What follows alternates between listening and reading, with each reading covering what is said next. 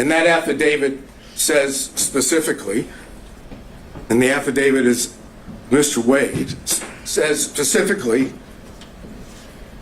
in paragraph 26 and 27 that the relationship did not begin until 2022. It acknowledges the relationship and says it didn't begin until 2022. And the pleading that's filed, the state's pleading in response, indicates not exactly that, but it says there was no relationship as of November 1 of 2021, and that's on page 7.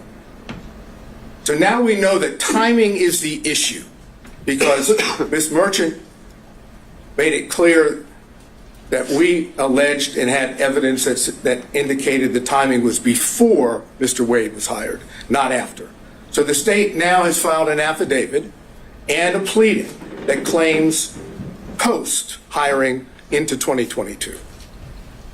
And then Mr. Wade, Willis testify to the same thing under oath. Now, Ms. Yerty says it began in 2019. Why would she know? Well, she would know because she was a former friend. I know the state's going to get up here and say you can't believe, essentially what they're going to say is you can't believe any defense witness because they're defense witnesses. And only people that would tell the truth would be Wade and Willis. I suggest to you that that's not accurate. I suggest that the testimony that Mr. Wade gave and Ms. Willis gave, and I'm specifically dealing now with the timing issue, without getting into anything else, that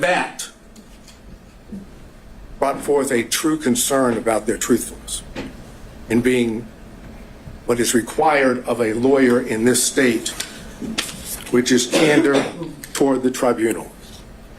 And that's 3.3 of the professional rules.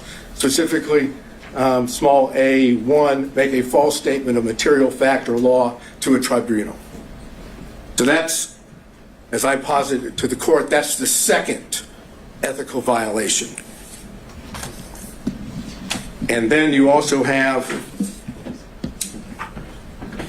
8.4 of the professional rules. It says it's a violation of the Georgia Rules of Professional Conduct for a lawyer to, and that's A4, engage in a professional conduct involving dishonesty, fraud, deceit, or misrepresentation. Now, do you have to find that Wade and Willis lied? No.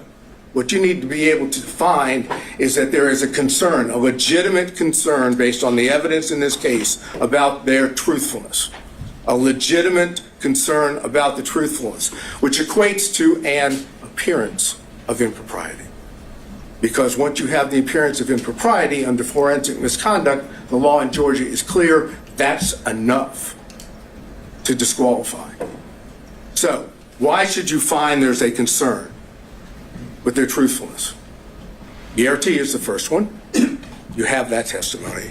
But then we go to what is the most obvious indication that Willis and Wade were not truthful on the point of timing, and that's Bradley.